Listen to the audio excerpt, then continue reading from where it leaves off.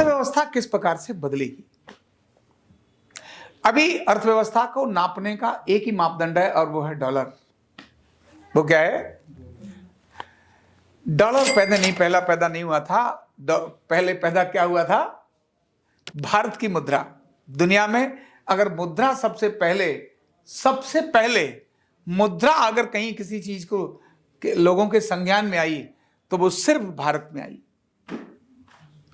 और जिस भारत की मुद्रा सबसे प्राचीन मुद्रा है, हर राजा अपनी मुद्रा निकालता था।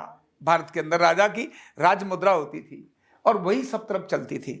मुद्रा का मतलब होता है उतना पैसा। आपके पास मुद्रा पर अगर 10 अंकित है, इसका मतलब स्वर्ण से मुद्रा तोली जाती है। मुद्रा किससे नापी जाती है? वैल्यू यानी सोना। तो सोने की वैल्यू सबसे पहले भारत ने ही जानी। सारे जितने रत्न हैं उनकी वैल्यू दुनिया में किसने जानी? सबसे पहले भारत ने जानी। तो जो रत्नों की वैल्यू जानने वाला देश,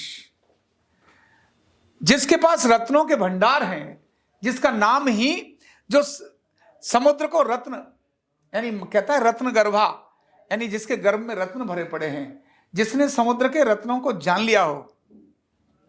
रत्नाकरा द्योतपदाम हिमालय किरीटिनिम, यानी रत्नाकर मतलब रत्न जिसके पैर धोता है। भारत के बारे में कहते हैं रत्नाकरा द्योतपदाम हिमालय किरीटिनिम, जिसका हिमालय मुकुट हो, जिसके पैरों को रत्नाकरा मतलब जो रत्नाकर है, जो रत्नों का राजा है। वो रत्नों का राजा जिस देश के पैर धोता हो, जिसका हिमालय, जिसका मुकुट हो, उसको कहते हैं अर्थव्यवस्था तुम्हारी तो खत्म है। तो यह केवल आंकड़ों का गेम है। किसका गेम है? भारत की अर्थव्यवस्था दुनिया के अंदर टॉप 3 है और रहेगी भी। यह केवल आंकड़ों का गेम है। गिनने का तरीका बदल गया तो लोग नहीं जानते। ये प्रकृति बड़ी पावरफुल चीज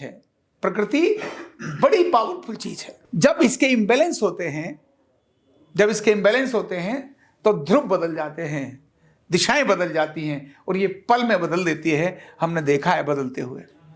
मैग्नेटिक फोर्स बदलता है तो कैसे मैग्नेटिक एरिया बदलता है तो कैसे चीजें बदल कर चली जाती हैं। सत्ता के जो केंद्र बदलते हैं तो कैसे लोग, अभी कांग्रेस वाले तो लोग थे जब, तो सब कांग्रेस में ऐसे घूमते थे। जैसे ही बीजेपी आई सब बीजेपी वाले हो गए। सब बीजेपी बोला जय श्री राम, भारत माता की जय। सत्ता का केंद्र बदलते ही शक्तियां बदलना शुरू हो जाती हैं। भारत की सत्ता का केंद्र अब शुरू हुआ है। इसलिए भारत की अर्थव्यवस्था जो दुनिया को ड्रिवन करने वाली है, ड्राइव करने वाली है, वो भारत की अर्थव्यवस्था ही सबसे डाउन में चली गई। केवल आंकड़ों में, एक्चुअल में नहीं गई, आंकड़ों में गई। क्योंकि भारत आत्मनिर्भर था। भारत का गांव अपने आप में कंप्लीट यूनिट था। केवल नमक को छोड़कर भारत का गांव कुछ भी चीज बाहर से आता नहीं था। केवल नमक, तेल अपने यहां पैदा करता था भारत, यानी कुछ धातुएं और नमक को छोड़कर। वस्त्र अपने यहां पैदा करता था, भोजन अपने यहां पैदा करता था, ईंधन अपने यहां पैदा करता था, अपने गांव से निकालकर चीजों को बाहर बेचता था। व्यापार गांव से ही होता था। जैसे ही भारत ने गांव को भूला, शहर को केंद्रित किया, एनर्जी शहर की तरफ चली गई, गांव उपेक्षित हो गया, भारत की अर्थव्यवस्था खत्म हो गई। गांव का बालक, जो किसान का बालक था, जो जबरदस्त पैदा करता था अन्न, वह जो अन्नदाता था वो भिखारी हो गया। अन्नदाता भिखारी हो गया केवल आंकड़े को बदलने से। तब सोच बदलने से दिशा बदल जाती है। तो भारत की सोच अब राममय हो रही है। भारत की सोच अब बदल रही है। जब राममय हो रही है, जब सुसंस्कृत होने लगी है, तो अपनी संस्कृति को तो स्मरण करेंगे और केवल भारत को अपने को स्मरण करने की जरूरत है। दुनिया अपने आप भारत को स्मरण कर लेगी। जब भारत दुनिया को स्मरण करता है, उनको राजा मानता है, जब अपने को भूल जाता है, तभी गड़बड़ी होती है। तो यह जो दिन है अर्थव्यवस्था के, क्या नहीं है भारत के अंदर? अभ्रक सबसे अधिक भारत पैदा करता है, यूरेनियम सबसे अधिक भारत पैदा करता है, जितने भी नेचुरल रिसोर्सेज हैं वो सारे सबसे अधिक दुनिया में भारत में हैं, सबसे अधिक भारत में है। भारत का युवक सबसे अधिक बुद्धिमान है। बौद्धिक संपदा से दुनिया चलती है। अर्थव्यवस्था बौद्धिक संपदा से चलती है। मतलब किसी ने वहां जाकर अपना कॉपीराइट करा लिया, वहां जाके पेटेंट करा लिया, तो उसकी बापोती हो गई क्या? नहीं हुई बापोती। तो जब चलती भारत से है चीजें, बौद्धिक संपदा भारत की अद्भुत है, शारीरिक संपदा भारत की अद्भुत है, भारत की चीजें ही अलग हैं, और ये सब कन्वर्ट होती हैं मनी में। तो भारत जब अपनी अर्थव्यवस्था को अपने हिसाब से ड्राइव करने की तरफ जाएगा, तब दुनिया का नंबर बनेगा। आंकड़े जितने चलते हैं, जितने भी आंकड़े चलते हैं, जिन लोगों के कारण दुनिया की अर्थव्यवस्था है, जिनको टॉप 10 मिलेनियर्स हम उनको देखें, वो कौन लोग हैं? वो थोड़े समय में पैदा हुए कुछ लोग हैं, जो आज बिल गेट्स है या बाकी सारे लोग हैं, जिनके कारण अर्थव्यवस्था। क्या अर्थव्यवस्था थोड़े दिनों में ऐसे होती है? नहीं होती है। अर्थव्यवस्था नापी जाती है सोने से। किससे नापी जाती है? और भारत जिसके रत्नाकर जिसके पैर धोता हो, भारत जितना सोना तो दुनिया में अभी भी कहीं नहीं है। भारत के मंदिरों में, भारत के घरों में वो सब सोना भरा है। भारत के मंदिरों में सोना भरा है, भारत की जमीन में सोना भरा है, भारत के आसमान में सोना भरा है। भारत की प्राकृतिक संपदा सोने से ही भरी पड़ी है। फर्क इतना है, पहचानने वाले लोग नहीं आए। मोदी जी ने एक चीज परिवर्तित की है, पर मोदी जी की सोच से ऊपर भी कोई बड़ी सोच हो सकती है। मोदी जी की सोच से ऊपर भी बड़ी सोच हो सकती है, यह हमारी सोच में नहीं आता। लेकिन जैसे ही शक्ति केंद्र बदलते हैं, सोच बदल जाती है। यही मोदी, वही अमित शाह जिसको जेल में डालने की कोशिश की, आज वो देश का नेतृत्व कर रहा है, तो सब लोग सैल्यूट कर रहे हैं। ये एक अलग प्रकार होगा, लेकिन अर्थव्यवस्था देश की आने वाले 10 वर्षों में, देश की नहीं दुनिया की अर्थव्यवस्था बदलेगी। और जब दुनिया की अर्थव्यवस्था बदलेगी, तो जो भारत ये शब्द प्रयोग करता है, 2045 में हम क्या हो जाएंगे? विश्व की महाशक्ति हो जाएंगे।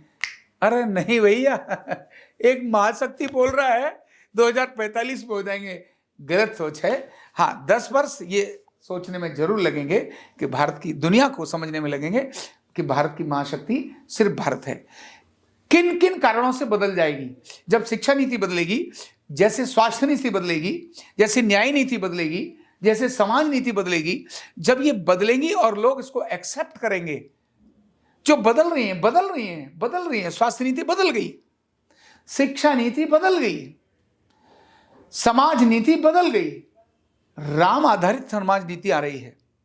जब राम आधारित और कृष्ण आधारित समाज नीति आएगी, तो उसके बाद ये अपने आप बदलता हुआ नजर आएगा ही।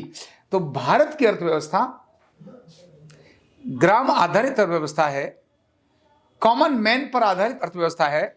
और कॉमन मैन दुनिया के अंदर में गया, अमेरिका में गया और यूरोप में भी गया, महिलाओं को मैंने नीचे से ऊपर देखा तो बेचारी कुछ नहीं था उनके हाथों में, एक छोटा पर्स जरूर था लेदर का, उसके बाद कोई आभूषण नहीं था। हमारे गांव की गरीब से गरीब महिला अगर जाए तो एक नथ और एक कुंडल तो हर एक में मिलता है। और थोड़ी और गरीब गांव में चले जाओ, देहात में, गरीब जिसको शब्द बोलते हैं, सच में गरीब नहीं है, कहीं भी चले जाओ, महाराष्ट्र में चले जाओ, राजस्थान में चले जाओ, मध्य प्रदेश में चले जाओ, वो चांदी के कुछ पहने होगी, चांदी के पैरों में चांदी के पहने होगी, कहीं ना कहीं उसके सोने की चीजें और होंगी। और ये जो करबंदनी होती है ना, वो तो अंदर रखी होती है। हाँ ठीक है, उसने छुपा के जमीन में या दीवारों में या संदूक में रखी होगी।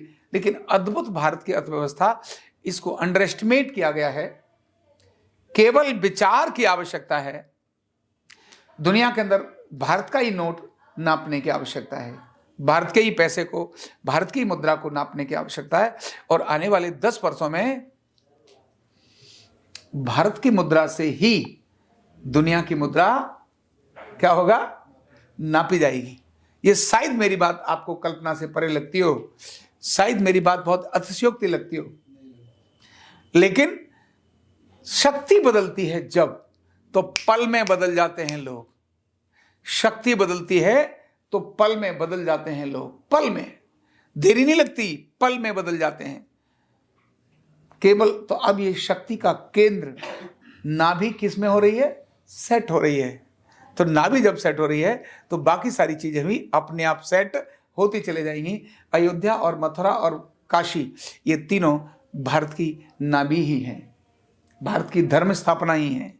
इसमें शुरुआत हो रही है किससे? भगवान श्री राम से, क्योंकि सबसे अधिक जिनका नाम स्मरण लिया जाता है सारे देश में, जिनको लोक कल्याण का कारण बताया जाता है, जो सच्चा सेवक बताया जाता है, वो भगवान श्री राम ही है। कंधा दर्द, गर्दन दर्द, कमर दर्द, गैस, एसिडिटी, माइग्रेन बहुत सारे रहते हैं, और अगर घुटनों की बीमारी आ गई तो एक एक कदम पहाड़ जैसे लगने लगता है और जिंदगी बोझ बन जाती है। बीमारी की कोई उम्र नहीं है। आरोग्य पीठ लाया है बिना दवा, बिना साइड इफेक्ट के इतनी भयंकर बीमारियों को रिवर्स करने का जबरदस्त तरीका, वेलनेस न्यूरोथेरेपी। तो देर किस बात की, अभी फोन उठाओ, कॉल करो और अपने रोगों से, अपनी बीमारियों से परमानेंट छुटकारा पाओ।